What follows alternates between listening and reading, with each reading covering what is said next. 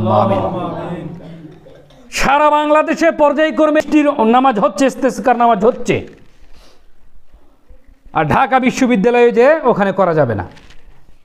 ঢাকা বিশ্ববিদ্যালয়ে ইস্তেসকার নামাজ পড়বে মুসলিম উম্মাহ, পড়তে দিবে না কারা? ঢাকা বিশ্ববিদ্যালয়ের কমিটি।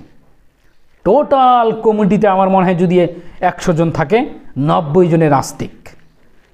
সারা বাংলাদেশে 90% মুসলমান, মুখে বুলিয়া ওড়াই।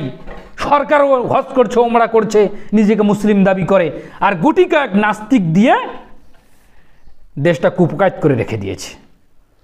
চতুর্দিকে আল্লাহকে ডাকছেন, কিন্তু ওই মাঠে নাকি ডাকা যাবে না, অথচ তারা হিন্দুদেরকে স্থান দিয়েছে তাদের সংস্কৃতিকে মানার জন্য। কোথায় থাকেন আপনারা? আর আমাদের তো কোনো উপায় নেই, তীব্র নিন্দা করা ছাড়া আমাদের কোনো উপায় নেই। ধৈর্য ধারণ করতে হবে, আল্লাহর কাছে ফরিয়াদ করতে হবে, এটাকে তীব্র নিন্দা জানাতে হবে। সরকার বলুক যে আমরা অমুসলিম, অমুসলিম অনুযায়ী তাদের কর্মকাণ্ড চলবে, তাহলে বুঝে নেব যে না। কিন্তু এটাও তারা বলে না যে আমরা অমুসলিম, অথচ তারা আল্লাহর কাজ কিছুটা কিছু করছে, ওমরা করছে, হজ করছে, আল্লাহকে ডাকছে, সিয়াম পালন করছে। অথচ অনাবৃষ্টির কারণে ঢাকা বিশ্ববিদ্যালয়ের মাঠে নামাজ হবে, ইস্তেসকার নামাজ পড়বে, সেখানে তারা দিচ্ছে না। ওটা নাকি অনুমোদন দেওয়া যেন ফিতনা হবে, মুসলিমদেরকে ওরা এখন ফিতনা রূপে বিশ্বের সামনে হাইলাইট করতে চাচ্ছে। কোথায় যাবেন আপনি? তার পূর্বে আর এক ঘটনা ফরিদপুর জেলা মধুপুরে একটা ঘটে গেল।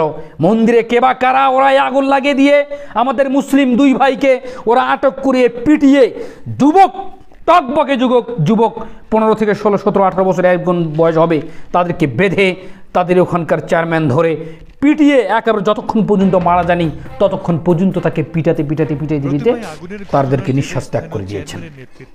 আমরা কোথায় বাস করছি? এর প্রতিক্রিয়া হিসেবে কেউ কোনো প্রতিবাদ করতে আমরা পারছি না। আমরা বোমা, আমরা স্বাধীনতার নামে পরাধীন অবস্থায় এই জমিনে, এই বাংলার মাটিতে আমরা বসবাস করছি। স্বাধীনতার নামে পরাধীনতার শিকল পরে এই দেশে আমরা বাস করছি। স্বাধীনতার পর আজ থেকে এত বছর গেছে, কোনোদিন সম্প্রদায়ের হাঙ্গামা, এই উস্কানি মূলত বাংলাদেশ থেকেই শুধু নয়, এই উস্কানি বাহিরের দেশ থেকে আসতেছে।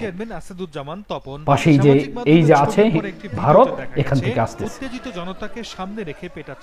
যেই ছেলেগুলোকে মারা হয়েছে, ওটা একটা নিউজ দেখলাম, ওরা একটা বিল্ডিং এর কাজ হয়েছে স্কুলের ওইখানে, ওরা কাজ করতো, ওদের আগুন লেগে গেছে, সবাই ওখানে আগুন নিভাতে গেছে, ওরা পরিকল্পিতভাবে তাকে আটকে এভাবে পিটিয়ে মেরে দিয়েছে।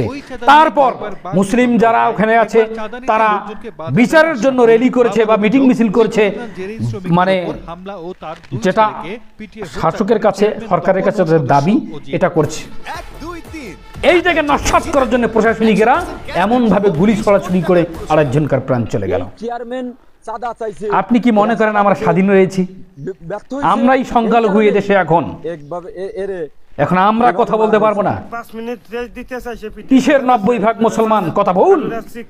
এই কথা বলার আগে লজ্জা লাগা উচিত ছিল। এবারই প্রথম নয়, আগে থেকে কিসের 90% মুসলমান? আমরা সংখ্যালঘু।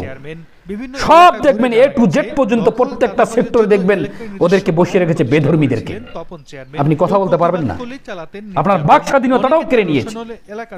হচ্ছে এই সমাজে, আমরা তীব্র নিন্দা জানাই। এই তো বর্বরতা, এইগুলো বন্ধ করাতে ব্যর্থ এদেশের সরকার। অথচ ইচ্ছে করলেই তারা এগুলোকে বন্ধ করতে পারে তদন্ত করে, কিন্তু করবে না। কারণ তাদের ওদের দরকার, এদেশের মুসলমানদের তাদের দরকার না। ওরা জানে এদেশের মুসলমানরা শিকল পড়ে আছে, এদেরকে যেভাবেই নাচাবো ওইভাবেই তারা নাচবে। এরা পুতুল হয়ে আছে এই দেশে, চলছে সমাজে। আল্লাহ সুবহানাহু ওয়া তাআলা যেন তাদেরকে হেদায়েত দান করেন, সকলে আল্লাহুম্মা আমিন। এবং ফিতনা ফাসাদ যেন দূর হয়ে যায় সমাজ থেকে, সেই দোয়া আল্লাহ সুবহানাহু ওয়া তাআলার দরবারে আমরা করি, সকলে বলি আল্লাহুম্মা আমিন। গা ঢাকা দিয়েছেন মেম্বার অজিত, যদিও অভিযোগ বিশ্লেষণ করে তাদেরকে আইনের আওতায় আনার কথা জানালো পুলিশ। সেটা নিজের মোবাইলটা নিয়ে যায়নি, মোবাইলটা বাসায় রেখে গেছে। আমরা বিভিন্নভাবেই আমরা তাকে খুঁজতেছি, আশা করি আমরা দ্রুত সময়ের ভিতরে তাকে পঞ্চপল্লীর ওই ঘটনায় মধুখালীর থানায় 4টি মামলা হয়েছে। ঘটনা তদন্তে জেলা প্রশাসনের পক্ষ থেকে গঠন করা হয় 3 সদস্যের তদন্ত কমিটি।